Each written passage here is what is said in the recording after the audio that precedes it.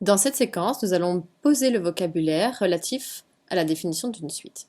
On définit une suite comme étant U indice n, ici vous voyez, donc ça va être une fonction U, puisque c'est en référence avec ici, U indice n, qui du coup a n, c'est-à-dire au rang dans la suite, souvenez-vous la séquence précédente, associe U de n. C'est vraiment une fonction U.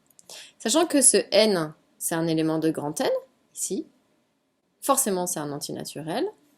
Donc grand N, je le rappelle là-haut pour être sûr que vous ayez bien acquis le vocabulaire, c'est tous les nombres qui commencent à partir de 0, c'est tous les entiers, et qui vont jusqu'à plus l'infini de 1 en 1.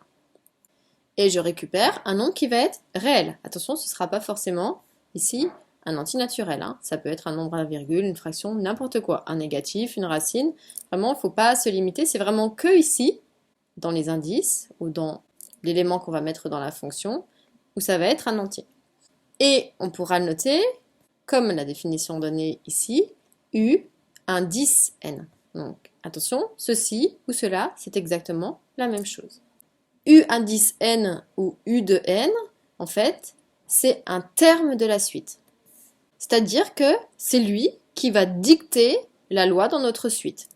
N, en fait, ça représente le rang, on avait dit. Hein. Ça, il faut vraiment faire attention, c'est le rang dans la suite. Attention, ce n'est pas la position. Des fois, ça va pouvoir être la position, on va le voir après sur la petite remarque, hein. Mais dans un premier temps, le rang, ça indique par rapport à la suite et par rapport aux autres copains où on se situe. Attention au vocabulaire par rapport au français.